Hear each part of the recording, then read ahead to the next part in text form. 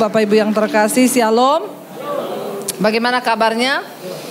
Luar biasa. Tadi pagi saya menyampaikan firman Tuhan tentang bagaimana hari-hari ini orang sedang dilanda oleh ketakutan karena virus corona.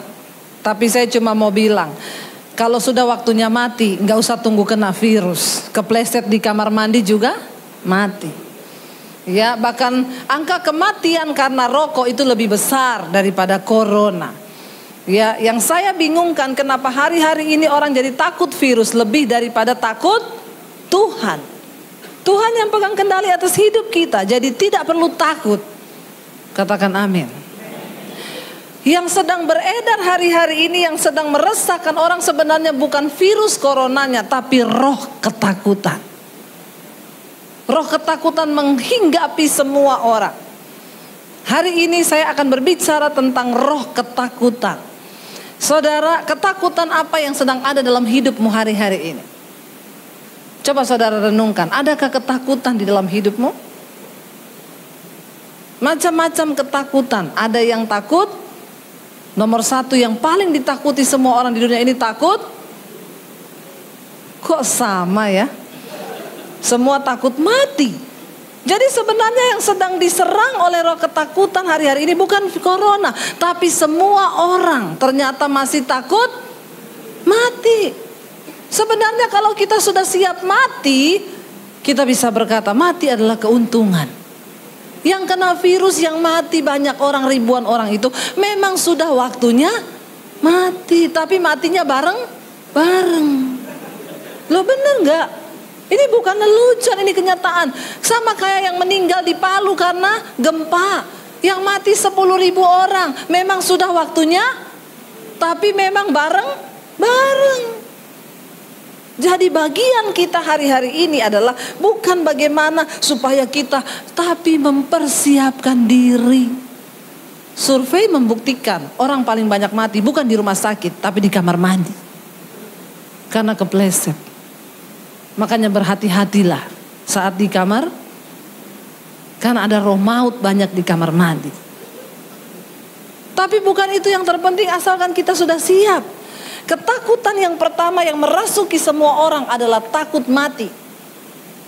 Karena itu saya mau bilang saudara, walaupun Anda takut mati, hari ini kalau memang waktunya sudah tiba, tidak bisa ditawar, tidak bisa mundur.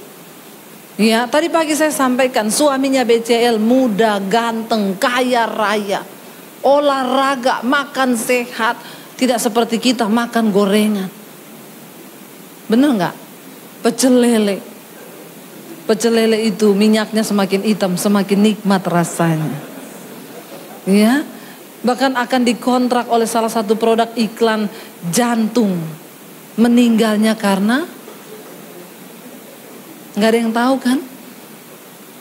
Tapi ada bapak-bapak yang bilang sama saya, Bu, tolong doakan istri saya. Kenapa? Suaminya BCL meninggal, dia menangis 1 minggu. Suami orang mati ditangisi sama dia, Bu. Suami sendiri, Bu, masih hidup tidak pernah ditangisi. Saya tanya, Bapak sudah ngomong sama dia? Sudah, Bu. Saya tanya, kenapa kamu menangisi suaminya BCL? Sayang, meninggal masih muda, ganteng, kaya raya, baik. Kenapa kamu tidak tangisi aku? Sudah jelek, pelit lagi. Makanya suami-suami jangan pelit kepada istri, amin. Ya. Takut yang kedua yang menyerang manusia itu takut apa selain takut mati? Yang paling dikena banyak orang takut apa? Miskin. Makanya banyak minum obat tolak miskin. Orang semua takut miskin. Dari yang kaya sampai yang pas-pasan takut dengan yang namanya miskin. Padahal kita hidup bukan tergantung dari harta yang kita punya. Walaupun hidup pas-pasan, ketika bersama Tuhan bahagia. Karena orang kaya tidak bisa diukur dari seberapa banyak yang dia miliki, tapi seberapa banyak yang dia syukuri. Amin. Kita punya banyak, kalau nggak bisa bersyukur percuma. Ya, tapi kita walaupun punya apa adanya sedikit, waktu kita syukuri kita sudah jadi orang kaya. Karena bukan berapa banyak yang kita punya, tapi berapa banyak yang bisa kita syukuri. Jangan hidup diperbudak oleh uang. Ya, memang uang tidak bisa beli segalanya, tapi segalanya butuh. Memang uang tidak dibawa mati, tapi nggak ada uang bawanya. Ampuni mereka Tuhan, karena mereka tahu apa yang mereka ucapkan. Ya, takut miskin. Orang semua berlomba-lomba bagaimana menjadi kaya. Ya, ada yang pergi ke Gunung Kidul, ada yang nyolong. Ada orang konseling sama saya, "Ibu, doakan saya kehilangan pekerjaan." Kenapa? Ketahuan pakai uang kantor. Dan saya harus mengembalikan ratusan juta, Bu. Kenapa bisa terjadi? Awalnya saya nyolong dikit-dikit, lama-lama menjadi. Bukan cuma itu, ada orang yang nyolong uang kolektor di gereja. Pernah kejadian penghitung kolektor, waktu ketahuan sudah ratusan juta. Hati-hati yang suka ngitung uang. Ya, ada setan di situ. Tiap kali ngitung dimasukin di sepatu. Amplop-amplop yang gede diinjak di dalam sepatu. Ya. Memang tidak ada manusia yang lihat, tapi mata Tuhan melihat. Akhirnya ketahuan karena ada satu orang yang kasih persembahan di gereja, tapi tidak keluar di pengumuman. Dia kasih kode di situ. Kenapa nggak ada di pengumuman gereja uang yang saya kasih? Diselidiki, dilihat semua, ternyata ketahuan. Ya, lalu mengaku saudara. Akhirnya harus nyicil. Dan dia dipecat. Kenapa? Orang kepengen kaya, takut miskin. Alkitab berkata, cukupkan dirimu dengan apa yang ada padamu. Waktu kita merasa mencukupkan diri dengan apa yang ada, maka disitulah kita bisa memaknai dan mensyukuri apa yang ada. Kenapa orang bisa nyolong? Takut miskin. Kenapa? Karena gaya lebih besar daripada daya. Makanya saya bilang kemarin, ini khotbah saya lagi banyak beredar di TikTok. Orang mati bukan karena penyakit, tapi karena cicilan. Karena ada dua hal yang membuat jantung kita berpacu dengan cepat. Jatuh cinta dan jatuh tempo. Makanya jangan banyak cicilan, biar tidak cepat mati. Saya kaget dikirimi TikToknya saudara, orang pakai jilbab. Semua saudara niruin suara saya itu. Puji Tuhan lah, jadi berkat. Ya, jadi saudara jangan takut miskin. Amin. Seberapa banyak pun uang yang kau punya tidak dibawa mati. Waktu kita mati nggak bisa juga pakai peti dari emas. Sehebat apapun mobil yang kau miliki dibawa ke kuburan cuma pakai ambulans. Jadi nggak usah lah. Lalu takut apa lagi? Takut mati, takut miskin, takut apa? Yang berikutnya takut setan. Ada yang masih takut setan sini? Angkat tangan yang takut setan. Ya, tidak usah takut setan, karena sekarang setan itu sudah bilang manusia lebih setan dari. Ya, sampai setan yang takut sama kita. Selingkuh yang disalahin siapa? Setan. Setan bilang enak di lu, sial di gua. Ya, jadi nggak usah takut setan. Roh yang ada dalam kita lebih besar. Hidup seadanya saja, percaya sungguh kepada firman. Oke saudara. Hari ini kita akan belajar sama-sama mengapa kita perlu mengalahkan ketakutan. Kenapa? Mari buka sama-sama 2 Timotius pasal yang pertama ayat yang ke-7. Mengapa kita perlu mengalahkan ketakutan? Ini baca sama-sama 1, 2, 3. Sebab Allah memberikan kepada kita bukan roh ketakutan, melainkan roh yang membangkitkan kekuatan, kasih dan ketertiban.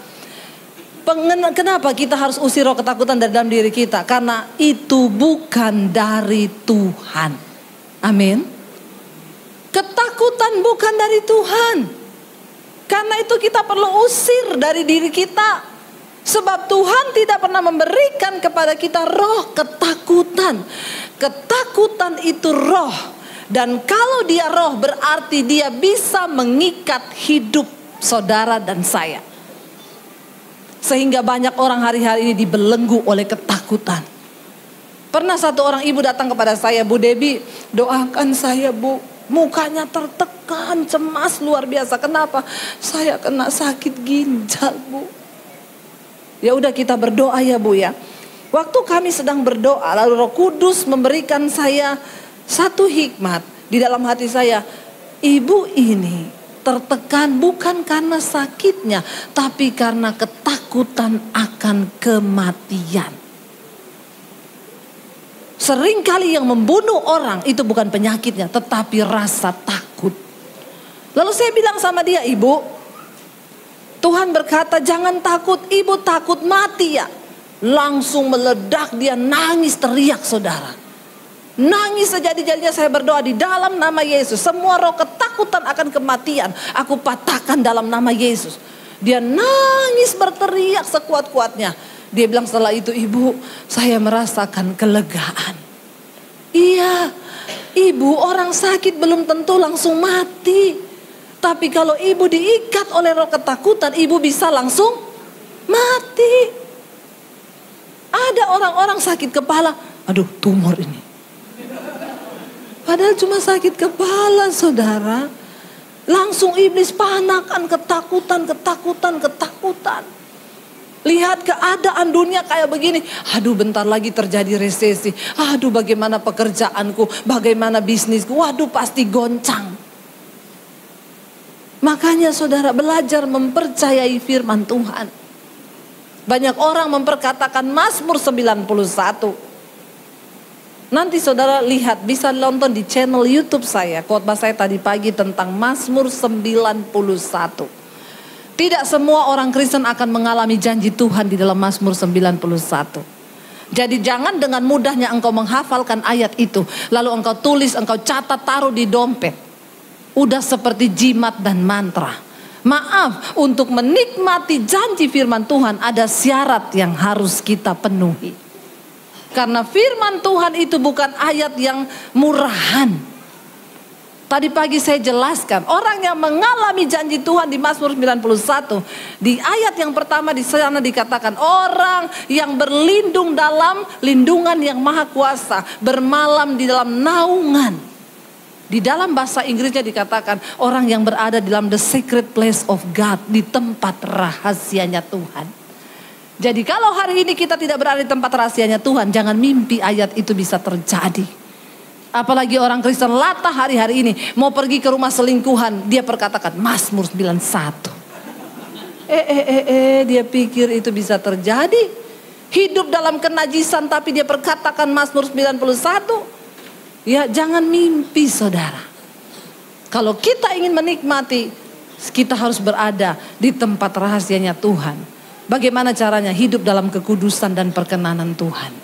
Baru engkau bisa menikmati semua janji Tuhan. Kita kembali. Kenapa kita harus mengusir roh ketakutan? Karena itu bukan dari Tuhan. Mari kita menerima sesuatu yang hanya berasal dari Tuhan.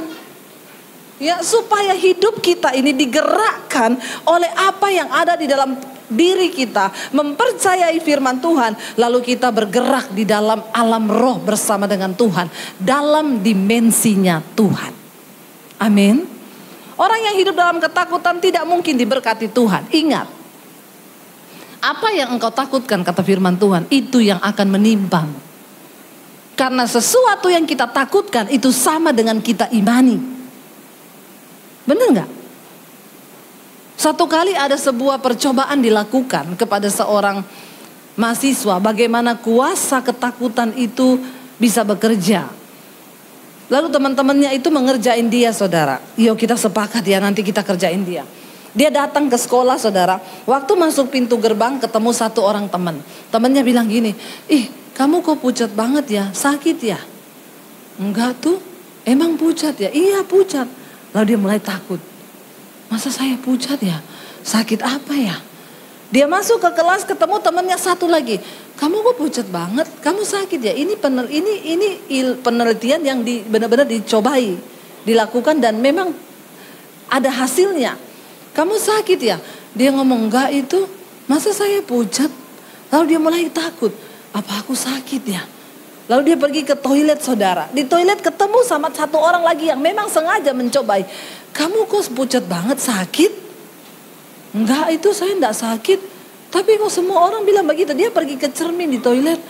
Pucat ya saya ya. Sakit ya. Lalu dia mulai takut. Emang saya ada sakit ya. Saudara tahu 3 hari kemudian dia tidak masuk sekolah. Beberapa hari semua teman berkata begitu. Lalu berapa hari kemudian mereka dengar dia benar-benar diopnam. Kenapa? Karena ketakutan. Waktu kita takut, tubuh kita memproduksi hormon yang sangat merugikan kesehatan. Makanya jangan takut. Berserah kepada Tuhan saudara. Ya, harus kita lawan semua roh ketakutan. Kenapa? Yang pertama, itu bukan dari Tuhan. Alkitab berkata, sebab Allah tidak memberikan kepada kita roh ketakutan. Ya, Allah berikan kepada kita bukan roh ketakutan, melainkan roh yang membangkitkan kekuatan. Ketakutan lawan katanya kekuatan. Orang-orang yang hidup dalam ketakutan, mereka lemah dan tidak bisa punya kekuatan. Makanya tentara yang takut tidak mungkin memenangkan pertempuran, karena dia sudah kalah sebelum berperang. Amin. Waktu para pengintai didengarkan kata-kata yang menakutkan, kamu mau ke sana, itu orang-orang gede-gede, nggak mungkin kita menang. Ciut, semuanya mundur, nggak ada yang berani. Tetapi Yosua dan Kaleb memberanikan diri dan mempercayai firman Tuhan. Saudara, kita nggak bisa mendengarkan iblis, apa yang iblis taruh dalam hidup kita. Hari ini yang perlu engkau lakukan, membangkitkan dan membangun imanmu. Percaya sungguh kepada Tuhan, bahwa rancangan Tuhan bagi kita itu yang terbaik. Sambil kita hidup dalam takut akan Tuhan. Hanya satu ketakutan yang perlu kita hidupi hari-hari ini. Takut akan Tuhan. Itu adalah satu ketakutan yang mengalahkan semua ketakutan yang lain. Amin. Takut akan Tuhan. Jangan takut sama corona. Lebih daripada engkau takut sama Tuhan. Jangan takut pada kemiskinan. Lebih dari rasa takutmu kepada Tuhan. Orang yang hidup dalam ketakutan, dia tidak mempercayai Tuhan. Dan saudara tahu nasibnya orang yang tidak mempercayai Tuhan. Dia tidak akan mengalami keadaan yang baik. Hidupnya terkutuk. Tadi Pak Niko berkata, dia makan tidak sampai kenyang, dia minum tidak sampai puas. Dia bekerja dapat penghasilan seperti ditaruh di pundi-pundi yang berlubang, tidak pernah cukup. Kalau engkau lagi menikmati hari-hari itu, semua keadaan itu hari ini, bertobatlah. Buang semua ketakutan. Jangan takut saudara, sebab Tuhan tidak memberikan roh ketakutan. Yang kedua, kenapa kita harus membuang roh ketakutan dari dalam diri kita? Karena di dalam dunia ini kan hanya ada 2 oknum yang mencoba menguasai manusia. Yang pertama Tuhan, yang kedua setan, iblis. Kalau ketakutan bukan dari Allah, berarti dari iblis. Kalau kita hidup dalam ketakutan, berarti kita mempercayai iblis. Coba kita baca sama-sama ayatnya. Yohanes pasal yang ke-8 ayat 43 sampai 44. Yohanes 8 ayat 43 sampai 44 ada di sini. Baca sama-sama 1 2 3. Apakah sebabnya kamu tidak mengerti bahasaku, kata Yesus? Sebab kamu tidak dapat menangkap firmanku. Ayat 44. Iblislah yang menjadi bapamu, dan kamu ingin melakukan keinginan-keinginan bapamu. Ia adalah pembunuh manusia sejak semula dan tidak hidup dalam kebenaran. Sebab di dalam dia tidak ada kebenaran. Apabila ia berkata dusta, ia berkata atas kehendaknya sendiri. Sebab ia adalah pendusta dan bapa segala dusta. Kenapa orang hidup dalam ketakutan? Ayat 43 tadi berkata, karena engkau tidak mengerti bahasanya Kristus. Sebab apa? Kamu tidak dapat menangkap firman-Ku. Orang hidup dalam ketakutan karena dia kurang mempercayai dan tidak mengerti kebenaran firman. Kenapa? Karena memang kamu tidak pernah mendengar firman yang benar. Dan yang kedua, karena engkau tidak pernah membaca firman. Bagaimana mungkin membaca saja aku sulit. Bahkan Rasul Paulus bilang, hari-hari terakhir ini orang bukan hanya tidak percaya firman, mereka membuat kebenaran bagi dirinya sendiri. Tadi pagi saya saksikan, seorang ibu telepon saya, "Bu, suami saya selingkuh, Bu, saya tahu." Lalu ibu sudah tanya, sudah, dia mengakui iya. Lalu saya tanya, Bu, sama dia, "Kamu pilih saya atau perempuan itu?" Suami saya jawab, "Dua-dua."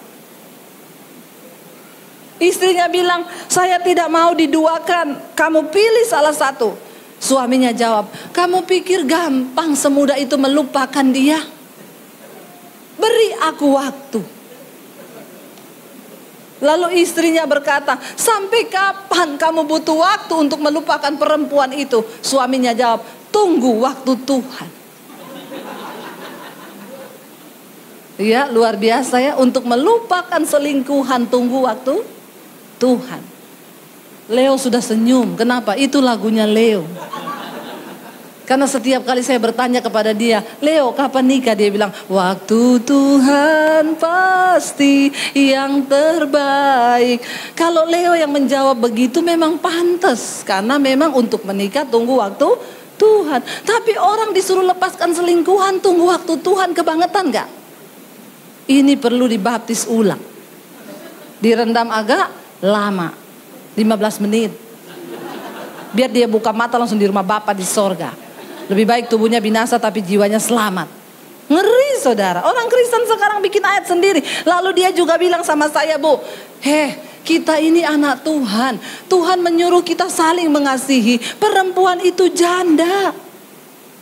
Kalau saya tinggalkan dia, siapa yang akan memperhatikan hidupnya?" Karena mengasihi janda itu berarti saya menuruti hukum Tuhan. Kamu harus saling mengasihi. Kamu itu gak ngerti ya, kamu Kristen, saya Kristen, janda itu juga Kristen. Kita sama-sama anak Tuhan. Kalau orang yang tidak tahu kebenaran kayaknya benar loh. Benar gak? Saya bilang sama ibu itu, berarti suamimu sering dengerin khotbahnya Roma Irama, bahwa menikahi janda-janda itu ibadah. Tapi ibadah kalau nikahi janda tua. Kalau nikahi janda muda bukan ibadah, nafsu. Coba nikahi janda tua sana, yang sudah ompong peot. Nah itu ibadah itu. Saya angkat jempol. Yang dinikahi janda-janda muda yang seksi. Terus dia bilang, "Kan saya melakukan hukum Tuhan, Bu." Makanya Yesus bilang, "Kamu tidak bisa ngerti firmanku, malah bikin firman baru." Saya bilang memang Tuhan suruh kita mengasihi sesama anak Tuhan. Tapi Yesus tidak bilang begini, "Kasihilah janda-janda muda itu dan nikahilah mereka." Tidak ada ayatnya. Sudah, jangan putar balik firman. Kenapa kita hidup dikuasai ketakutan, dikuasai dosa? Karena Yesus bilang, kamu, nah ini saudara. Kenapa saudara? Karena di sini tadi dikatakan, iblis itu bapa dari segala. Orang ini ngomong pakai firman, tapi tidak sesuai firman. Berarti itu adalah dusta. Dan siapa yang ngomong itu? Setan. Iblis itu memutarbalikkan kebenaran. Coba saudara lihat lagi tadi ayat 44, kita baca lagi sama-sama di sana. Ya, dikatakan ayat 44, "Iblislah yang menjadi bapamu dan kamu ingin melakukan keinginan-keinginan bapamu." Yaitu menikahi janda tadi yang Kristen. Ia adalah pembunuh manusia sejak semula dan tidak hidup dalam kebenaran. Maka dia putar balikan, sebab di dalam dia tidak ada kebenaran. Apabila ia berkata dusta, ia berkata atas kehendaknya sendiri. Kalau engkau memutar balikan firman dan membuat alasan atas setiap dosamu atas kehendakmu sendiri, maka bapamu adalah iblis. Bilang amin yang kenceng. Berhenti jadi orang Kristen yang suka mempermainkan kebenaran. Cukup saudara, karena Tuhan tidak bisa dipermainkan. Amin. Sekali kebenaran, mari hidupi kebenaran. Sekali Alkitab berkata hidup dalam kekudusan, hidup dalam kekudusan. Jangan buat alibi, ya. Jangan buat sesuatu yang lain yang bukan dari Tuhan. Ada lagi orang Kristen, ibu, saya sama istri saya punya hubungan yang tidak baik sudah 3 tahun. Saya berdoa terus sama Tuhan, Bu, biar Tuhan, engkau mau apakan Tuhan rumah tangga kami. Saya bilang mungkin Bapak ada salah, makanya ibu begitu tidak melayani Bapak. Ya memang dulu saya pernah ada salah sih. Ya sudah, Bapak balut hatinya, Bapak sudah mengecewakan dia, Pak. Saya sudah cukup 3 tahun, Bu, tapi dia tetap tidak mau melayani saya. Tapi saya berdoa sama Tuhan, mau dibawa kemana rumah tangga saya. Lalu dia bilang gini, tapi Tuhan itu baik, Bu. Oh iya, kenapa Pak? Saya pikir dia bilang Tuhan pulihkan. Tuhan baik, Bu. Di dalam pergumulan saya, Tuhan jawab doa saya, dia kirim wanita lain. Ya Allah, subhanallah. Ada Tuhan kirim wanita lain. Saya bilang, Bapak, dalam nama Yesus, bukan Tuhan yang kirim, itu iblis. Enggak, Bu, karena kan saya lagi bergumul buat rumah tangga saya. Dan wanita ini satu nasib sama saya, dia dicuekin suaminya. Jadi kami satu hati, satu nasib, satu perasaan. Saya bilang, satu tujuan neraka. Jangan memutarbalikkan firman. Ya. Kalau engkau mengucapkan sesuatu yang bukan dari Tuhan, itu iblis yang ngomong. Jangan perkatakan sesuatu yang tidak berdasar kebenaran firman Tuhan, saudara. Kenapa orang Kristen itu hidup dalam ketakutan dan memutarbalikkan firman? Karena ayat tadi 43, engkau tidak mengerti firman. Saya bersyukur lewat khotbah-khotbah saya di YouTube. Saya banyak dapat WA, ibu, sejak mendengar khotbah-khotbah ibu di YouTube, kami jadi mengerti kebenaran yang benar. Selama ini kami mendengar sesuatu yang kami benar-benar nggak ngerti, tapi saya nyesel kenapa saya baru ketemu channelnya ibu. Loh, tadi ada yang WA saya habis ibadah, Bu, saya orang Kristen, 60 tahun saya jadi Kristen. Saya ke gereja tiap minggu, bahkan saya pelayanan. Tapi saya hidup di dalam dosa, jatuh bangun. Setiap hari saya meneteskan air mata dan hanya pengen mengejar perkenanan Tuhan. Karena sudah terlalu banyak waktu yang saya buang, 60 tahun melakukan sesuatu yang tidak berkenan. Saya menyesal, Bu. Dan ternyata benar karena dosa-dosa saya itu. Sekarang anak-anak saya rumah tangganya tidak berbahagia karena mereka mendapat kutuk dari bapaknya ini yang tidak hidup dalam kebenaran. Saya melakukan kenajisan, Bu, berkali-kali saya menyakiti, tapi saya tidak mengerti. Sejak saya mendengar khotbah-khotbah ibu, saya mulai mengejar kekudusan. Berapa bulan terakhir ini, ibu tolong doakan saya, apakah Tuhan masih berkenan menerima saya. Ibu tahu saya mengetik ini kepada ibu, air mata saya berlinang-linang. Saya nangis mendengar yang begitu, saudara.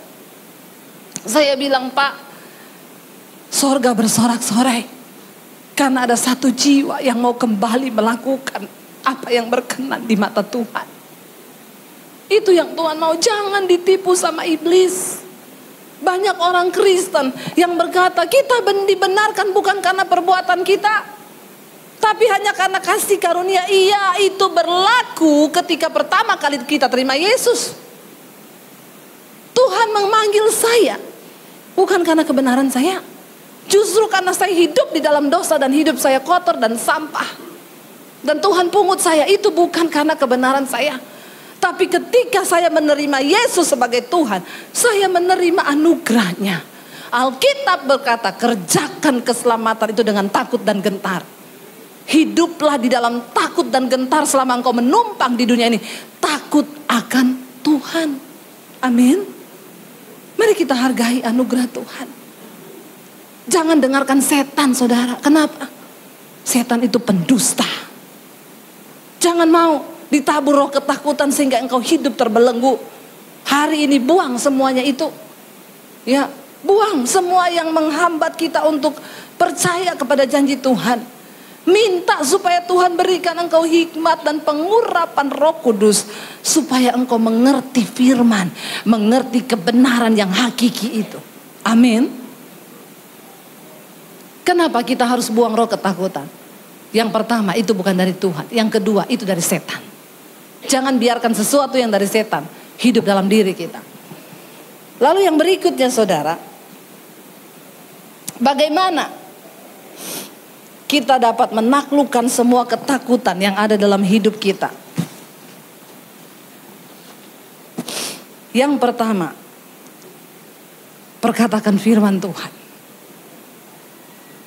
Apa yang pernah engkau alami bersama Tuhan, itulah yang menjadi modalmu untuk mengalahkan iblis. Mari kita lihat kisahnya sama-sama ketika Daud mengalahkan Goliat. 1 Samuel 17 ayat 32 sampai 36. 1 Samuel 17. Baca sama-sama 1, 2, 3. Berkatalah Daud kepada Saul, janganlah seorang pun menjadi tawar hati, karena dia, hambamu ini akan pergi melawan orang Filistin itu. Saudara, Goliat datang menebar roh ketakutan. Kenapa? Karena dia badannya besar. Dan ketika Goliat muncul, semua orang ketakutan. Mereka lupa bahwa Tuhan lebih besar daripada Goliat. Amin.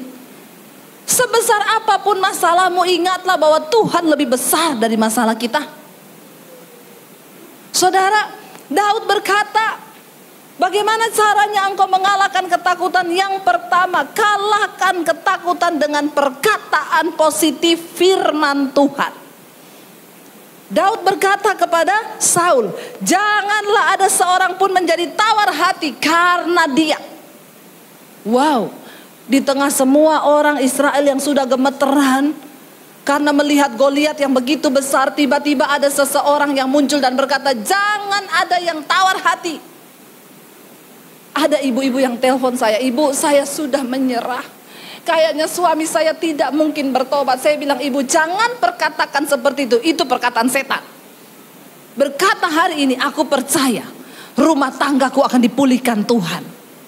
Waktu engkau percaya, maka Tuhan melakukan. Ketika engkau tidak percaya, maka tidak akan terjadi mujizat. Amin. Makanya engkau harus percaya. Lalu ayat yang berikutnya, tetapi Saul berkata kepada Daud, lihat, karena sudah ketakutan, Saul memperkatakan perkataannya iblis. Coba baca. Saul berkata kepada Daud, tidak mungkin engkau dapat menghadapi orang Filistin itu untuk melawan dia, sebab engkau masih muda, sedang dia sejak dari masa mudanya telah menjadi prajurit. Roh ketakutan itu berjangkit. Waktu suami takut, maka istri takut. Waktu suami istri takut, anak-anak ikut takut. Coba saudara, kalau ada orang bilang gini, itu tempat ada setannya loh. Orang satu datang bilang, tempat itu ada setan. 2 orang, ada setan. Orang ketiga datang, 2 orang ini meyakinkan, itu tempat ada setan. Padahal mereka belum pernah lihat setan di situ. Tapi coba kalau orang bilang gini, ada setan. Lalu kita bilang, mana setannya? Amin. Kita sedang memperkatakan iman. Ya, saya pernah saudara, satu kali syuting di satu studio stasiun televisi. Lalu saya mau syuting yang kedua, Bu mau ganti baju, iya. Di mana ya? Situ aja Bu, ada ruangan kosong. Terus gini, Bu, tapi hati-hati loh. Kenapa? Horor. Saya masuk saudara. Terekam itu kata-kata horor. Jadi saya sambil merinding-merinding. Memang ruangannya itu gelap gulita tapi saya harus tutup pintu kan. Ya saya lagi ganti baju, saya rasa ada bayangan hitam besar di belakang saya berdiri. Ya, merinding bulu kuduk saya pakai baju cepat-cepat saya lari. Lalu mereka bilang, ada apa ibu? Sudah mengalami kan? Kita di sini kalau syuting tengah malam Bu, di kamera sering ada penampakan. Iya. Saya pergi lagi ke ruangan itu. Oh, setan sudah menipu saya. Saya masuk lagi ke ruangan itu, saya bilang, di mana engkau setan? Kamu pikir saya takut? Roh yang ada dalamku lebih besar. Enggak ada tuh yang menampakkan diri. Kenapa saya merasa ada bayangan hitam besar? Karena saya sudah ditanamkan perkataan iblis. Horor loh Bu di situ. Lalu perkataan itu merasuk ke hati saya sambil ganti baju, horor loh di sini. Lalu tiba-tiba ada bayangan muncul di belakang saya lari ketakutan. Tapi waktu saya mengerti tipu daya iblis, saya masuk ke ruangan itu, saya berdiri lama, enggak ada apa-apa. Amin. Itu tipuan iblis. Ya. Jadi kalau engkau takut, perkatakan. Ya, lihat Saul, dia sudah kejangkit roh ketakutan dari orang Israel. Yang berkata, itu Goliat gede banget. Bahkan Saul berkata kepada Daud, tidak mungkin kamu bisa kalahkan dia. Kamu masih anak kecil ingusan. Dia prajurit tiap hari kerjaannya latihan. Kamu apa? Nggak pernah latihan. Kerjamu cuma kambing gembala, kambing domba. Ayat yang berikutnya. Tetapi Daud berkata kepada Saul, hambamu ini. Bagaimana mengalahkan ketakutan? Ketika engkau punya pengalaman pribadi bersama Tuhan, itu menjadi modal engkau mempercayai Tuhan, karena aku pernah mengalami dulu. Daud bilang begini, hambamu ini biasa menggembalakan kambing domba ayahnya. Apabila datang singa atau beruang yang mau menerkam seekor dari domba kawanannya, maka aku mengejarnya. Singa dikejar, beruang dikejar, menghajarnya dan melepaskan domba itu dari mulutnya. Wow, enggak saudara? Ya. Kemudian apabila ia berdiri menyerang aku, maka aku menangkap janggutnya, lalu menghajarnya dan membunuhnya. Ternyata di padang dia menggembalakan, dia sudah punya pengalaman dengan Tuhan. Semakin banyak engkau menghadapi persoalan dan engkau melewatinya bersama dengan Tuhan, dan engkau melihat kemenangan, itu akan menjadi modal untuk engkau mempercayai Tuhan dan tidak ragu dengan janji kemenangannya. Karena itu ketika engkau sedang menghadapi sesuatu yang berat, Daud menghadapi singa dan beruang itu bukan tantangan yang mudah. Bagaimana mungkin seorang manusia bisa kalahkan singa dan beruang? Hei, tidak mungkin. Tapi bersama dengan Tuhan, Daud mengalahkan singa dan beruang itu. Engkau bisa menghadapi setiap persoalan berat di hidupmu. Semua cuma tergantung ketika engkau mau percaya sama Tuhan. Amin saudara. Percayai Tuhan. Ya, Daud bilang, aku merobek mulutnya, aku tarik janggutnya, aku keluarkan domba dari mulutnya, lalu aku bunuh singa dan beruang itu. Ayat berikutnya saudara, baca sama-sama 1, 2, 3. Baik singa maupun beruang telah dihajar oleh hambamu ini, dan orang Filistin yang tidak bersunat itu, ia akan sama seperti salah satu daripada binatang itu, karena ia telah mencemooh barisan daripada Allah yang hidup. Waktu setan menakuti engkau dengan tipu dayanya, dia sedang mencemooh Tuhanmu yang besar. Karena itu jangan percaya. Engkau perkatakan firman Tuhan. Daud bilang apa? Nasibnya akan jadi sama seperti singa dan beruang. Kenapa? Karena dia mencemooh barisan Allah yang hidup. Daud punya keyakinan Tuhan yang lebih besar daripada Goliat. Amin. Lalu ayat berikutnya berkata, pula kata Daud, Tuhan yang telah apa?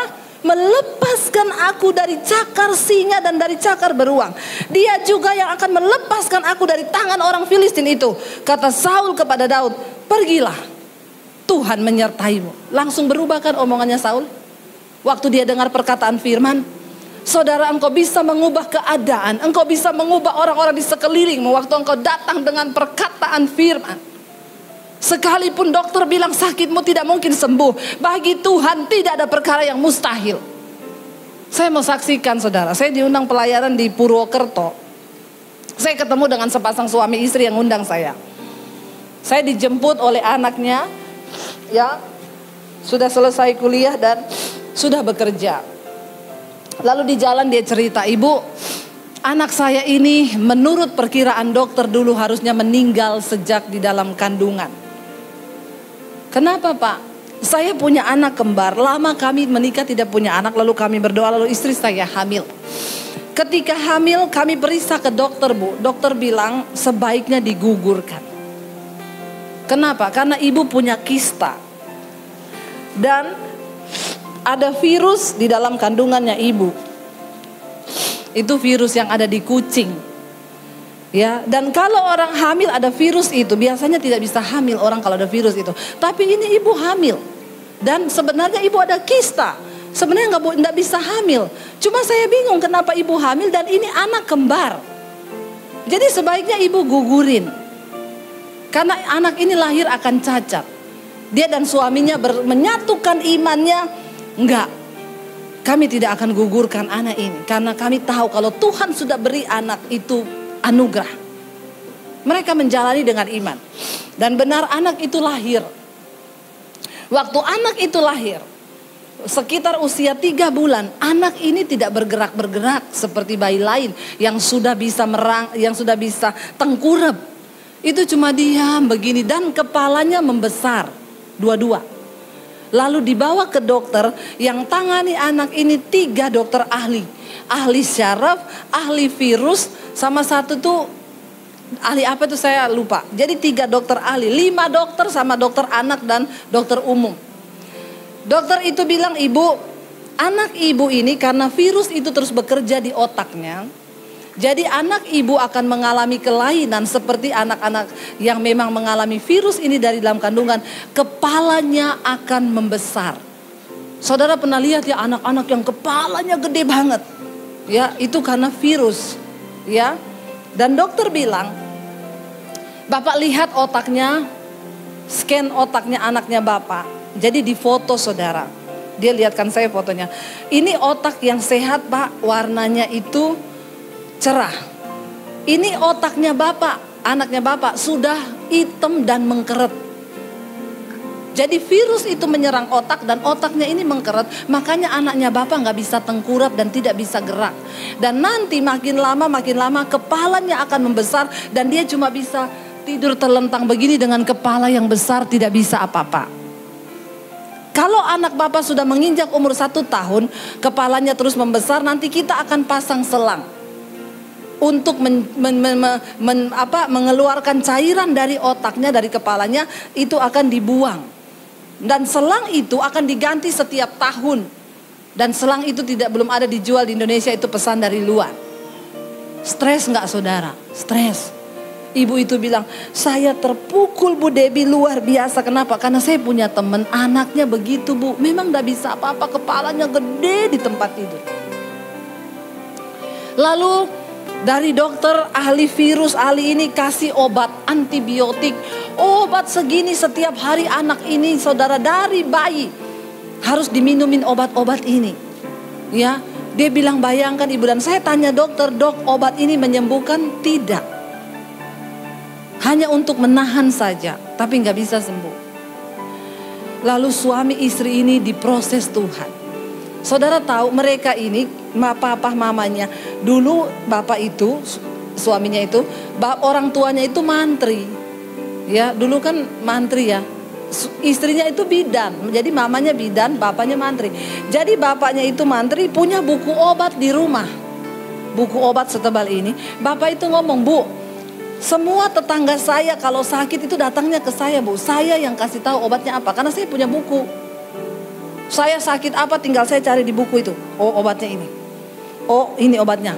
Tapi waktu anak saya kena sakit itu, dia diminumin obat dan dokter bilang itu obat tidak menyembuhkan, hanya untuk menahan.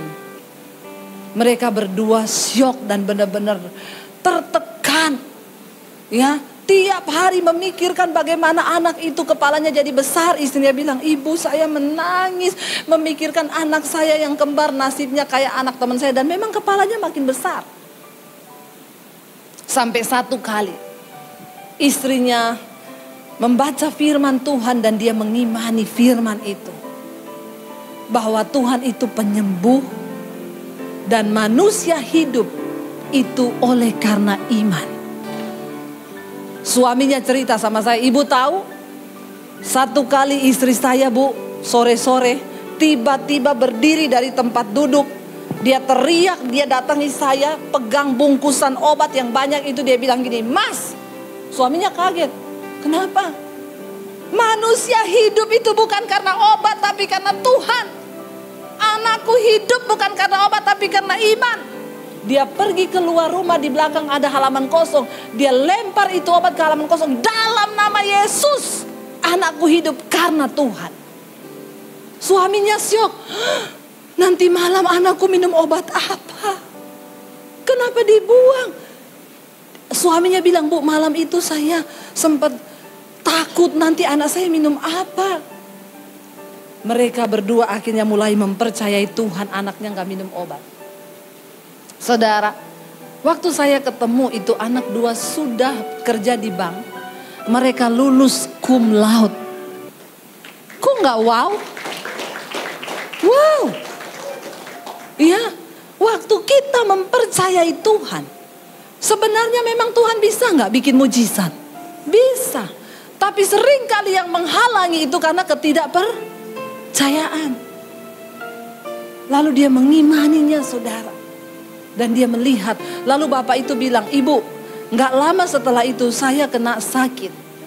Waktu periksa ke Jakarta, dokter vonis saya positif kena kanker usus besar. Maaf Bu, sampai pada tingkat keadaan saya sudah tidak bisa makan, saya sudah tidak bisa buang air besar. Saya sudah kesakitan. Saya berdoa di situ, Tuhan, apakah saya harus ke rumah sakit? Lalu saya mendengar jawaban Tuhan, tidak. Saya dapat penglihatan, saya melihat tubuh saya di rumah sakit didorong pakai dorongan jenazah, ditutupi kain putih. Tuhan bilang, kalau engkau pergi ke sana, itulah nasibmu.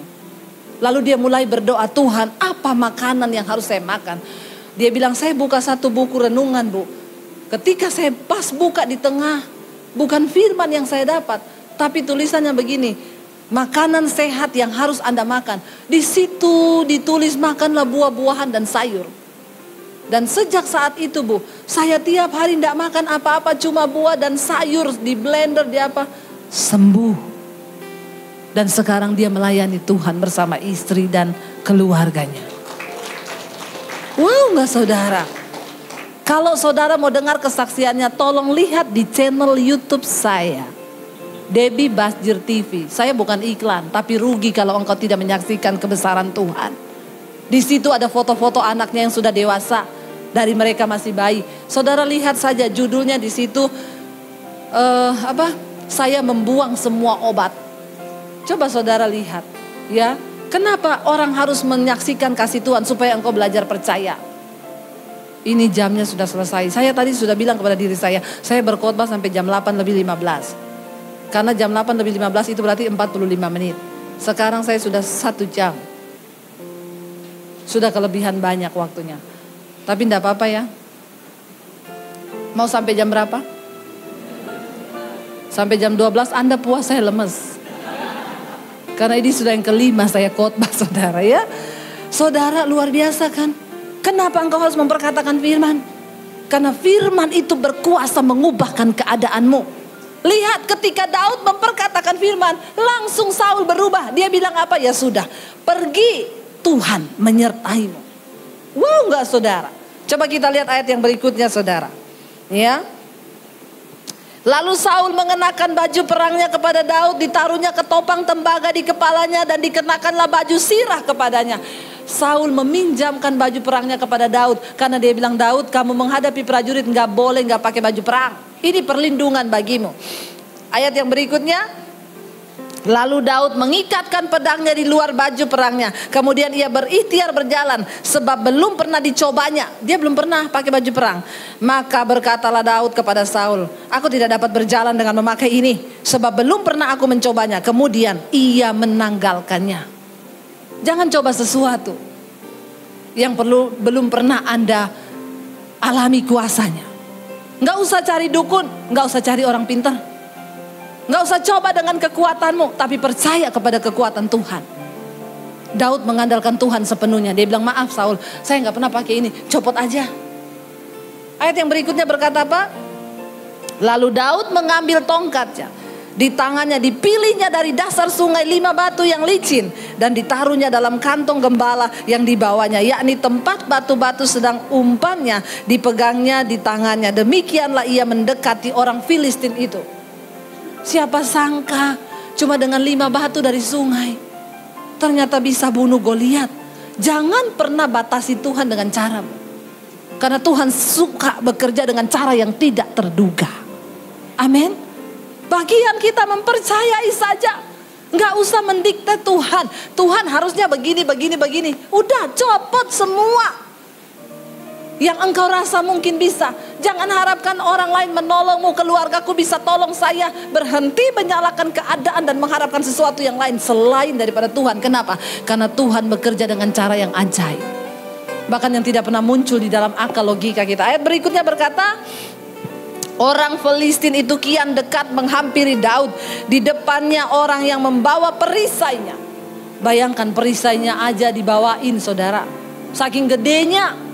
Lalu ayat berikutnya berkata, ketika orang Filistin itu menunjukkan pandangannya ke arah Daud serta melihat dia, dihinanya Daud karena ia masih muda, kemerah-merahan dan elok parasnya. Dia bilang, anak kecil. Tuhan bisa memakai siapa saja. Bukan cuma hamba Tuhan, Anda pun bisa dipakai Tuhan dengan luar biasa. Waktu engkau percaya sungguh kepada Tuhan. Berikutnya kita baca, orang Filistin itu berkata kepada Daud, anjingkah aku, maka engkau mendatangi aku dengan tongkat. Lalu demi para allahnya orang Filistin itu mengutuki Daud. Dia mengejek Daud. Kamu pikir saya anjing? Datangi pakai tongkat. Aku nih bawa lembing, pakai baju prajurit, pakai baju perang. Lu itu pikir aku anjing yang gampang dikalahkan dengan tongkat? Lalu ayat berikutnya berkata, pula orang Filistin itu berkata kepada Daud, hadapilah aku, maka aku akan memberikan dagingmu kepada burung-burung di udara dan kepada binatang-binatang di padang. Jangan dengarkan iblis. Ini perkataan setan yang coba melemahkan imannya Daud. Tapi Daud menentangnya dengan apa? Ayat 45. Tetapi Daud berkata kepada orang Filistin itu. Baca sama-sama, 1, 2, 3. Engkau mendatangi aku dengan pedang dan tombak dan lembing. Tetapi aku mendatangi engkau dengan nama Tuhan semesta alam, Allah segala barisan Israel yang kau tantang itu. Wow, enggak? Bagaimana cara kita mengalahkan ketakutan? Percaya dalam nama Tuhan.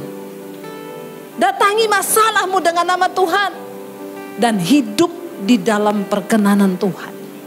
Itu yang paling penting. Karena Tuhan menolong orang yang berkenan di hatinya. Amin.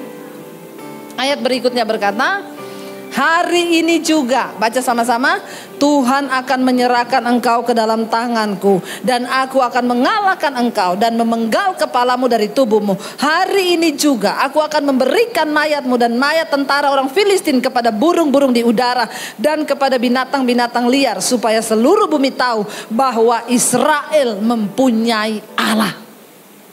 Wow enggak? Kenapa Tuhan izinkan persoalan terjadi dalam hidupmu? Supaya waktu engkau ditolong Tuhan, orang lain melihat bahwa Tuhanmu hebat. Amin. Keluargamu melihat bahwa Tuhanmu hebat. Saya menjalani semua proses yang Tuhan izinkan terjadi dalam hidup saya. Tapi saya waktu suruh pergi saya dari rumah, kamu pergi jangan bawa ijazah. Saya melihat Yesus kasih makan kamu pakai apa? Saya cuma berlutut di kaki Tuhan. Dan saya cuma bilang, Tuhan, satu saat aku akan membuktikan Tuhan bukan cuma kasih makan aku, tapi Tuhan berikan lebih daripada sekedar makanan.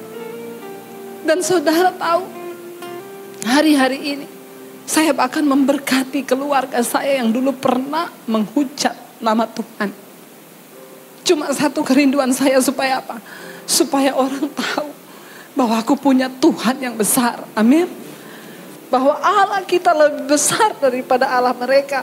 Bahwa Tuhan kita adalah Tuhan yang hidup, yang sanggup mengubahkan hidup kita, saudara. Jangan pernah menyerah apapun keadaanmu hari ini. Tetap percaya kepada Tuhan.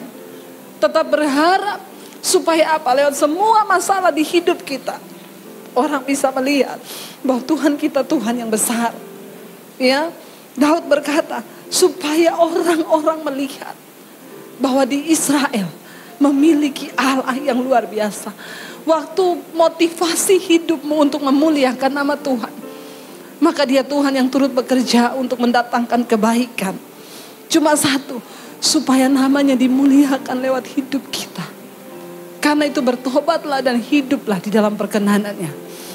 Mari kita bangkit berdiri.